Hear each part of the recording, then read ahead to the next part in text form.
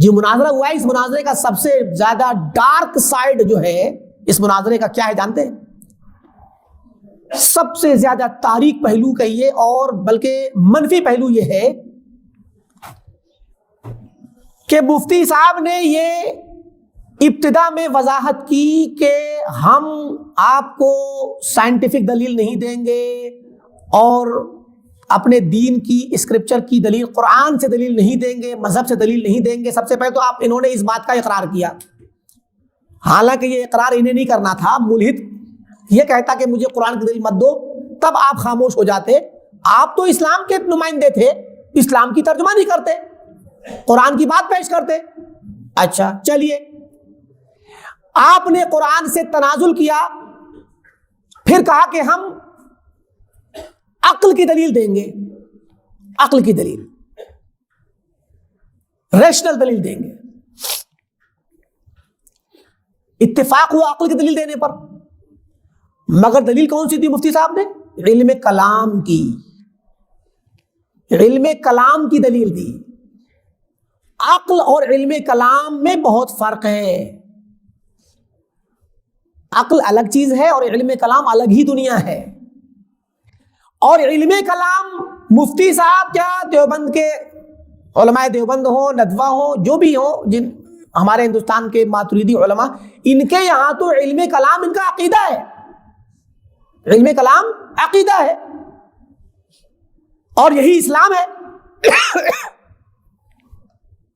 علم کلام عقیدہ ہے، علم کلام اسلام ہے، کیونکہ اسلام اس کے بغیر ثابت ہی نہیں ہوتا۔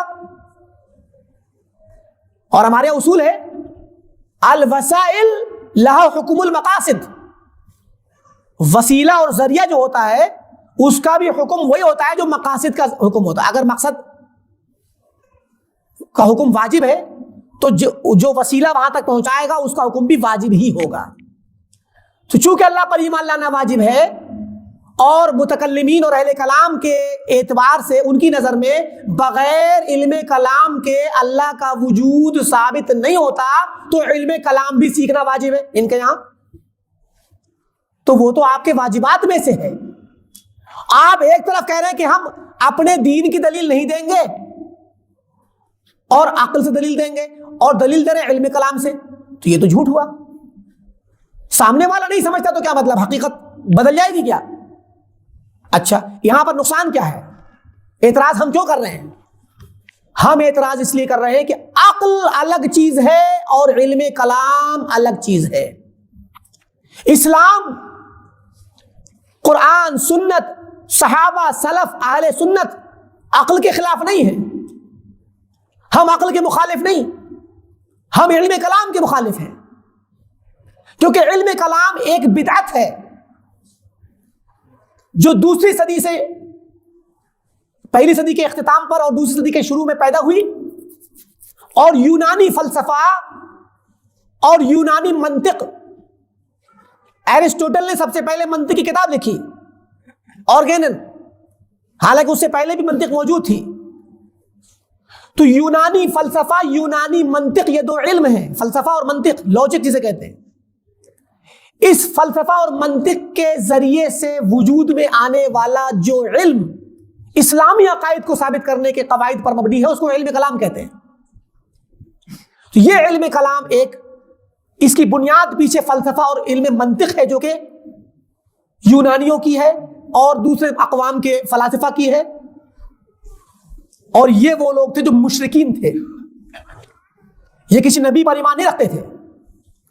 مشرکین یونان کی منطق اور مشرکین یونان کا فلسفہ، ان کے قواعد پر بنیاد رکھتے ہوئے جو علم کلام بنا اور اسلام میں آیا، وہ دیکھنے میں عقلی قواعد ہیں مگر وہ ایک بدعت ہے، اور اتنے خطرناک قواعد ہیں علم کلام کی۔ ہم کیوں مخالفت کر رہے ہیں؟ ایک تو یہ بدعت ہے، اور دوسری چیز یہ کہ اس کے جو اصول ہیں یہ اللہ تعالیٰ کو ثابت کرنے سے زیادہ اللہ کے وجود کا انکار کرتے ہیں۔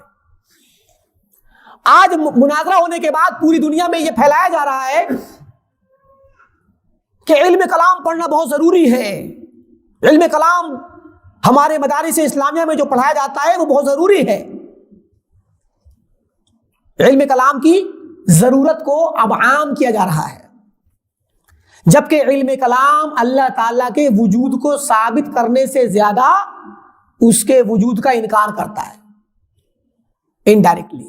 اس کی وضاحت ہم پچھلے درس میں بھی کر چکے ہیں مختصر میں، اور بارہا ہم نے کی ہے کہ جن اصولوں سے، جن قواعد سے یہ لوگ اللہ تعالیٰ کو ثابت کرتے ہیں، علم کلام کے جن قواعد سے اللہ تعالیٰ کے وجود کو ثابت کرتے ہیں، وہی قواعد ان کو آگے لے جا کر کے اللہ تعالیٰ کی صفات کا انکار کرنے پر مجبور کرتے ہیں۔ اب ظاہر ہے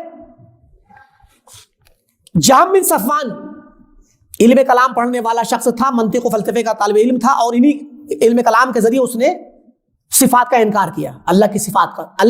جہمیہ نے اللہ کی تمام صفات کا انکار کیا علم کلام ہی کی بنیاد پر۔ اب جہمیہ نے اللہ کی تمام صفات کا انکار کیا۔ صفات کا انکار کا مطلب کیا ہے؟ اللہ کو تو مانا مگر اللہ کی کسی صفت کو نہیں مانا۔ صفت کیا ہوتی ہے؟ جیسے علم، قدرت، ارادہ، مشیت، اور اس کے علاوہ اللہ تعالیٰ کا محبت کرنا، غصہ ہونا، نفرت کرنا، نازل ہونا، مستوی ہونا عرش پر، ساری صفات کا انکار کیا۔ علم کلام ہی کیسے انکار کیا؟ اور اہل علم کہتے ہیں کہ من لا صفت لہ لا وجود لہ، جس کی صفت نہیں اس کا کوئی وجود نہیں۔ آپ بتائیے، مثال ہے یہ موبائل ہے، اس موبائل کی کچھ صفات ہیں، یہ لمبا اور چوڑا یعنی مستطیل ہے، ریکٹینگل ہے، اس کا کلر ہے، اور اس کے اندر اور بھی بہت ساری خوبیاں ہیں۔ آپ ہر ایٹریبیوٹ کا انکار کر دیجئے۔ آپ کہیے میرے پاس موبائل ہے، ہم کہیں کہ موبائل آپ کا کیسا ہے؟ ریکٹینگل ہے، آپ کہیں نہیں، اسکوائر میں ہے نہیں، سرکل میں ہے نہیں، بلیک ہے نہیں، کلروں کا بھی سب کا انکار کر دیجئے۔ جو بھی خوبی، جو بھی صفت ہم پوچھیں آپ اس کا انکار کر دے جائیں تو کیا کہا جائے گا لاسٹ میں؟ موبائل ہے بھی کہ نہیں ہے؟ کہیں گے کہ نہیں کہیں گے؟ تو جب اللہ تعالیٰ کی ساری صفات کا انکار کیا جائے گا تو حقیقت میں اللہ تعالیٰ کا وجود بھی خطرے میں گیا۔ تم جہمیہ اہل کلام ہیں، انہوں نے اللہ کے سارے اسما کا انکار کیا، ساری صفات کا انکار کیا۔